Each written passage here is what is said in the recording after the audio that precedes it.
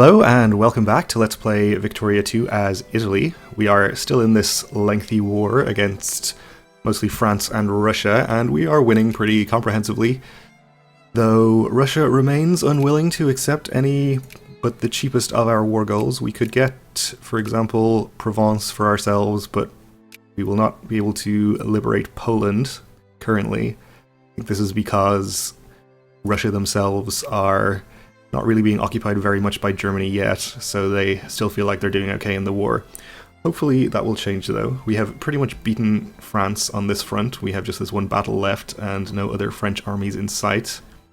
Most of the ones we can see are up here fighting Germany, and I think these are all or mostly mobilized troops. We can't tell about this one because it's in a battle, except we can tell, and it is. Seems to be going pretty well for the Germans there. We are suffering another possible problem, though, in that we are looking like we might go bankrupt in the near future, which obviously is something we want to avoid. We can probably run at a negative balance for a while, but I'm not sure exactly how long.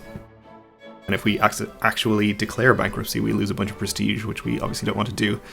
So given that France is basically beaten on this front, I think we can probably afford to lower our spending here on land units a bit, and or demobilize our reserve troops. So as a first step, I think we'll cut this down to maybe 80%, just to slow our loss of money a little bit,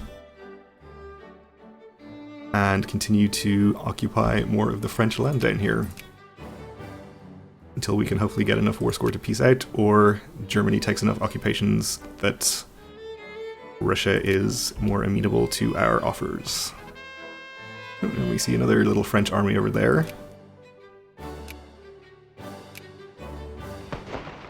Which actually has cannons, though it is mostly cannons and very little infantry, so that's probably not going to work very well for them, I had to guess. Oh, and in fact, Russia wants to peace out.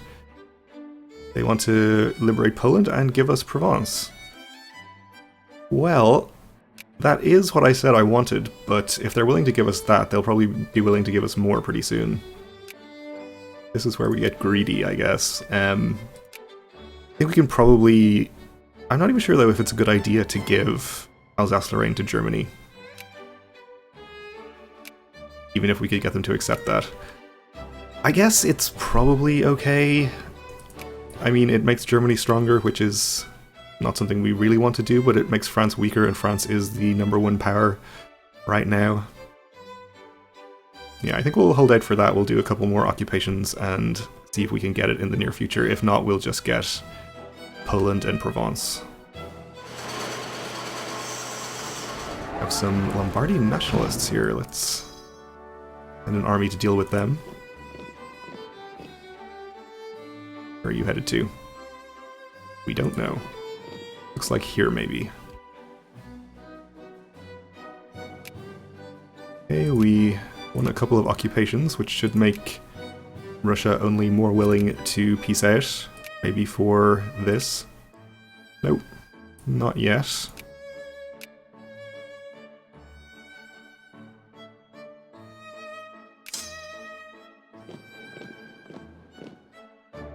We'll advance and start some more sieges. We won a battle down here, is fine.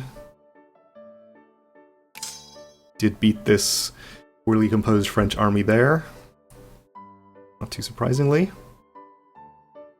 Try to finish an occupation here in the near future.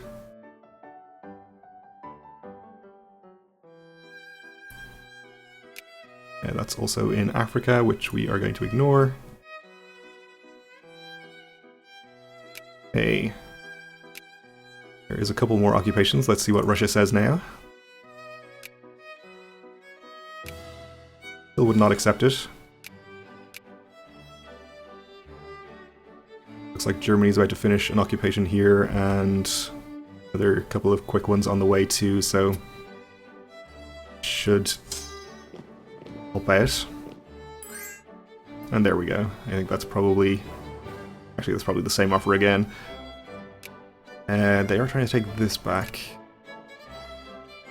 Yeah, they want to give us the same thing again. We are going to say no to that.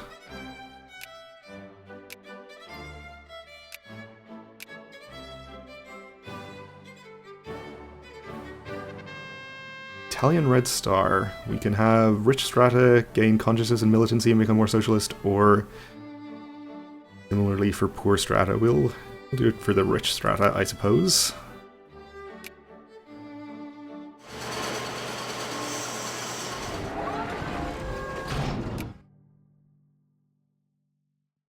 We've actually finished all of our occupations that we were doing in Poland. Not Poland, excuse me, Austria. Over there, so let's move our armies. We will insist that South Tyrol belongs to us. Let's keep an eye on these German occupations here. German suffrage movement, lower mobilization impact, rebel organization gain, more sieges in Africa, and we can go up to good school system now, so let's do that.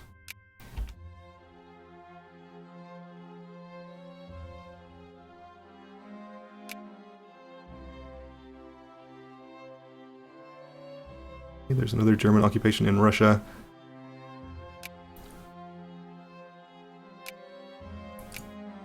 Now they would accept all of these. Okay, unfortunately we're absolutely not going to be able to give Krakow to Germany, but that was a silly war goal to add, and they deserve the prestige loss they're going to get. Unless that applies to us. I think it applies to Germany, though. We'll offer this war goal, or this settlement. Russia accepted. Battle ended also. Let's go ahead and quickly demobilize our reserves and get our spending way back down so we can hopefully make some money. We gained Provence. We also gained a bankrupt factory. At least one. Which I guess we'll try to open, subsidize for the moment. I assumed we would go back to making a decent amount of money, and we did. And we've jumped straight up to 3rd place in the Great Power Rankings, which is pretty good. Let's invent the assembly line now.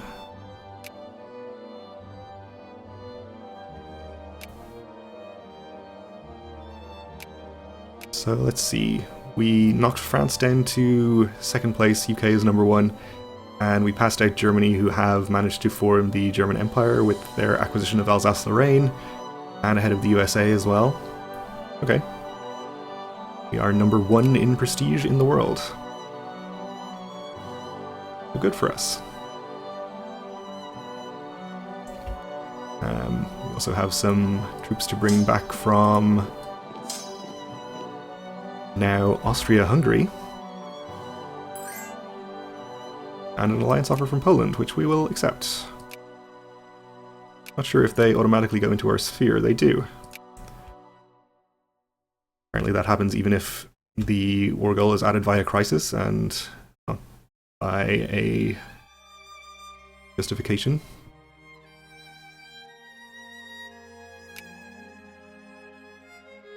So nice to see them. I think they also have more cores in Austria-Hungary and in Germany. It's possible we could have more crises for those cores at some point.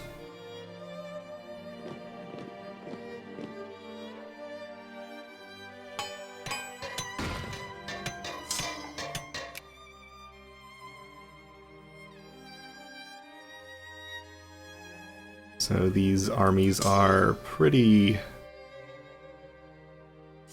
poorly reinforced, so hopefully they'll be able to get back up to mostly full strength. We do have some of the brigades which won't be able to reinforce fully. We'll see how they look and maybe disband some if they're in very poor shape.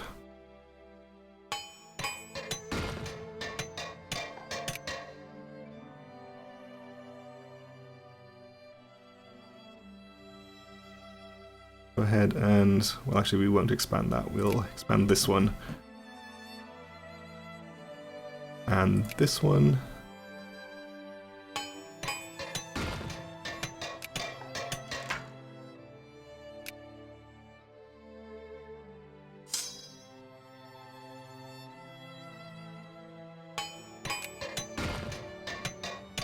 Let's actually just increase our land unit spending a little bit for a while until we get our brigades reinforced, since they won't reinforce as well without good spending. We also may have some troops in enemy territory down here. Maybe not, though. Okay, we'll station you, I think, up here in Tunis. And we have troops here also.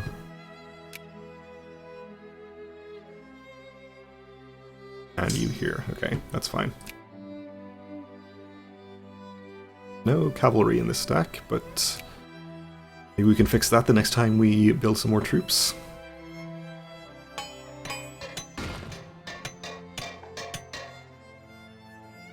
And we can probably go back up to speed 4 now that we're not in a war anymore.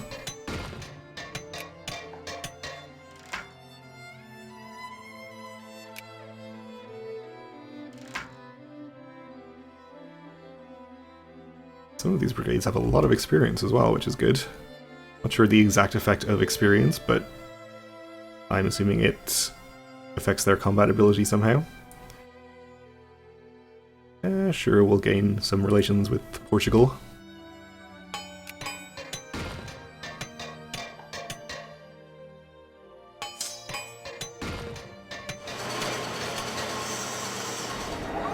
France having rebel problems. Looks for them. Not sure if we're going to stay in 3rd place or if, say, Germany will pass us out once they recover their troops from that war. We'll see, I suppose. Seems like we're about 100 points ahead and only 44 behind France, actually. And not too far behind the UK even as well.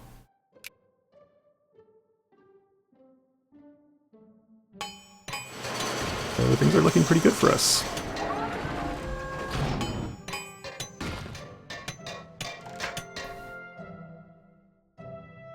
Sure, we'll increase Albations. We'll increase relations with Albania. Though I guess Albations is probably a pretty good shorthand for that. Like some rebels in Russia as well. Red Guards. Quite a lot of them, actually.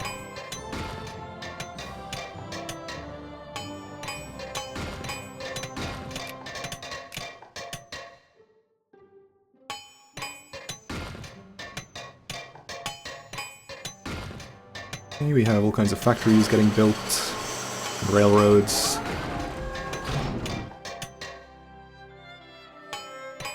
Which is good. These are still not quite reinforced. Like some of them are very low still. Let's actually see if we can afford to put this up to max spending for a little while until we get everything properly reinforced. Or at least as much as it can be.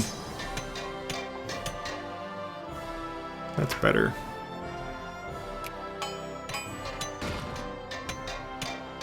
Ooh, Sweden's declared war on Russia. Interesting. I guess Russia is probably in a pretty poor state after that war. Oh, Poland is at war with Krakow for their cores. Or single core, I guess. And Swedish liberation of northern Finland. They have France and the Netherlands on their side. And Russia has nobody too scary. France wants military access. I guess we'll accept.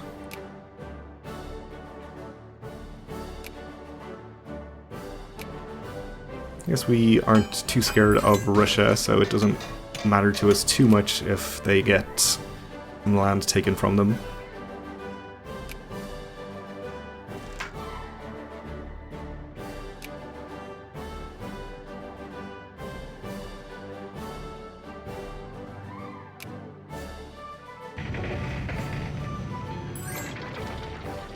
Yep, you can have access to.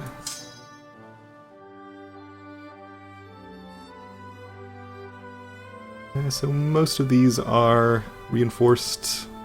See here. You are looking pretty good. You are also looking okay.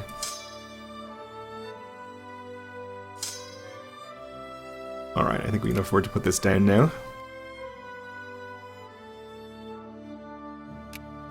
We do have some brigades that are at slow reinforcement or no reinforcement. So I think what we could do for a while is to use our national focuses to encourage soldiers in our high population regions. Just to make sure our armies are in decent shape. Did we have one down here as well?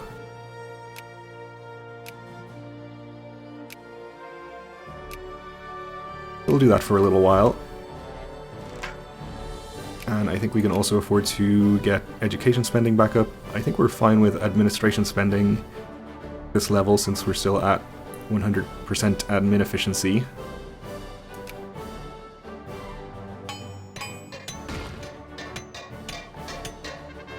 But we did have military spending as high as it will go, so that's fine.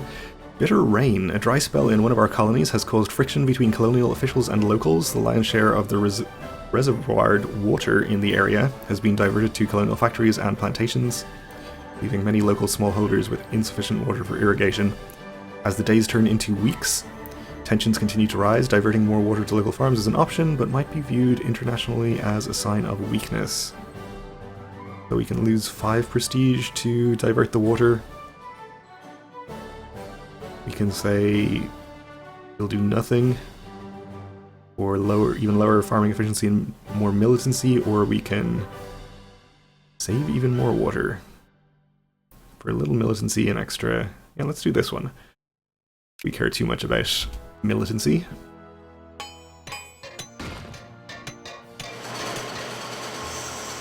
Scientists have discovered terrorism.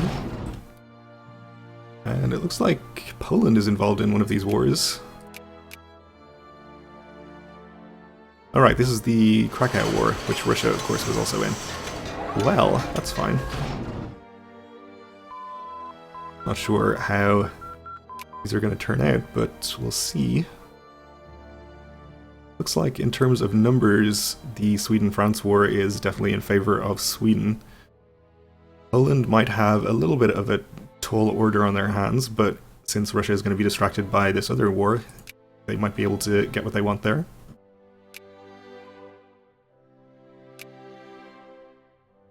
I think we'll go for biologism next.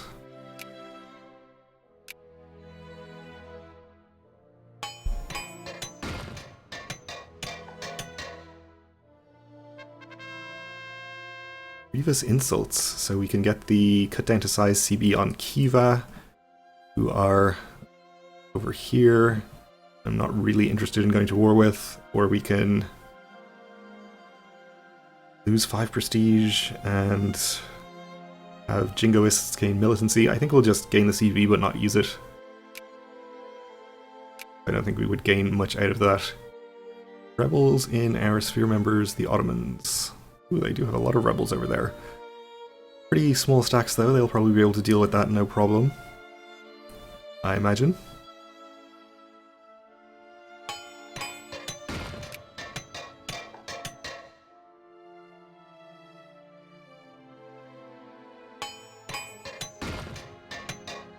And let's check on our naval bases. We may be able to upgrade some more. The one we inherited in Nice is at max level, you're at max level. You are already expanding. The ones we were expanding before aren't finished yet. You are, though.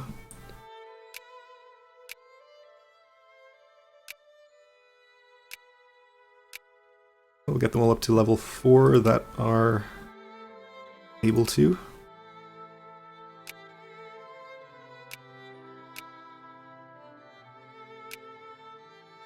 Yeah, I think I looked at all of them, but I didn't really go through them in a systematic way, so I might have missed some. It's probably fine, though.